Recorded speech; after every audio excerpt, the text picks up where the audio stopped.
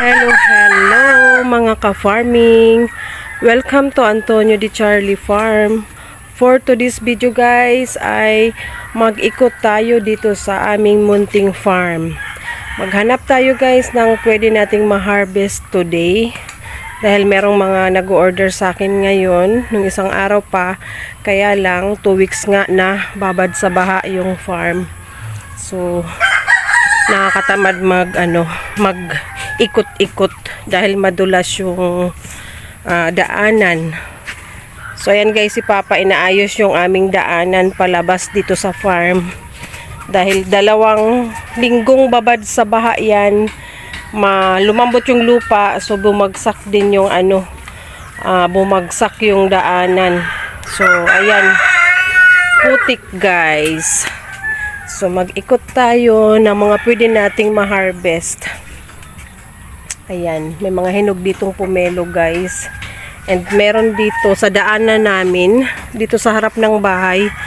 Ayan, may saging na hitik at pahinog na. At meron na ngang hinog guys. May 3 piraso ng hinog. So mag-ikot tayo kung alin pa ang pwede nating i-harvest. Ayan guys, oh. And meron ng isang sira. So, ito ay bumuka dahil sobrang hitik siya. Ayan, matataba yung bunga guys. So, kinain ng langgam.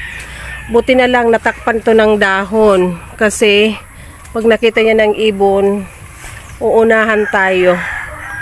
So, doon sa unahan guys, meron pang isang saging doon. Tingnan natin kung meron na ring nahinog or malapit nang mahinog. Sabay na nating i-harvest. At may nahulog na. Ayan guys, nakakita na kayo ng passion fruit. Ayan, patapos na to magbunga guys. At meron mga bagong tubo. Hindi ko pa na-check kung buhay pa kasi nababa din sa ulan. So ayan, mamaya dalhin natin dun sa kabilang bahay. Bigay ko sa aking pamangkin. So dito guys, nandito yung pinapahinog ko na saging. And ito yung pwesto dati ng patula guys. Ayan, binaklas na.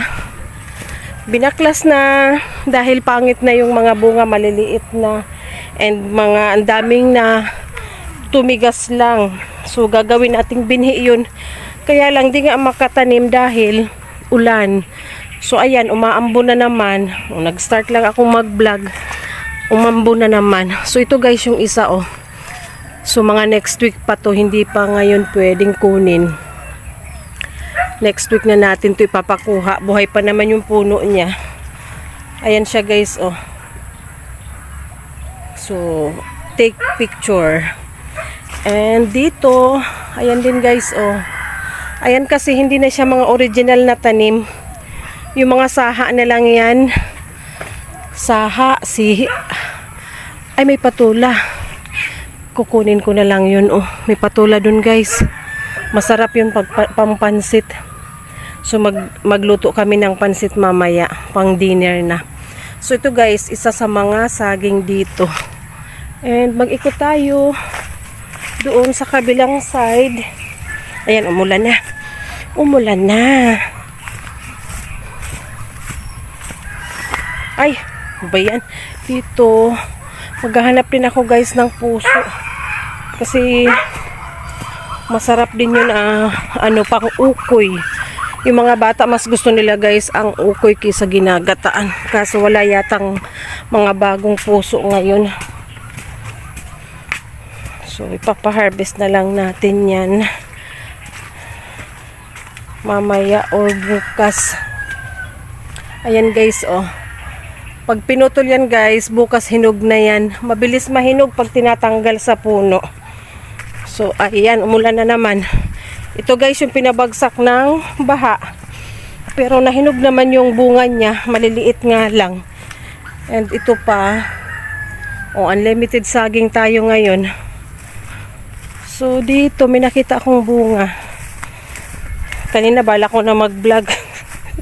Say ko mag-vlog nga ako kasi mahirap pag laging busy din na naman magawa to. Ayan pa oh, lakas na ng ulan. Ako ay sisilong na. Ayan guys, 1 month pa yan. bago mahinog hindi pa siya matataba. So ito muna, ito yung variety ng San Pablo guys. San Pablo variety na saging. Ano yan, pakunin mo na? Ha? Kunon mo na? Ano halalugo na, tabak mo? Tabak na? Tabak na, halata mga video kong magayon. Ayan, ipa-harvest ko na guys.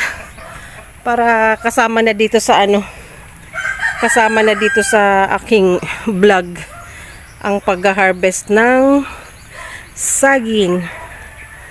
So syempre puputulin natin to guys kasi kukuhaan ko ng short video, then itutuloy ko ang aking vlog. Ayan, umuulan na oh, basa na ang aking damit. So yan guys, cut ko muna at mag short video ako. Ayan guys oh, bukas niyan, hinog na. Mas madaling mahinog ang saging guys pag pinuputol. Then itong pinagkuhaan ng saging guys ay kailangan ding putulin. Kailangan tanggalin para hindi na makaagaw sa mga katabing puno din ng saging. So ilalagay yan doon guys. May nilalagyan kami doon na pahinugan. So ayan lang. Diyan siya kinuha sa daanan namin. Ayan. Ayun yung farm. Ulan na naman guys. Ulan na naman, kukuha lang ako ng payong. Then pupunta ako sa kabilang bahay. Uy Luna, ulan na. Pasok na. Ayan, maulan na naman. Hindi tayo buwelo talaga mag-vlog guys pag ganito ang panahon, pa isa-isa. Pag tumigil ang ulan, saka lang makapag-vlog. So ayan, thank you for watching guys. Salamat sa pagsama sa amin. Salamat sa palaging panunood ng aking mga vlog.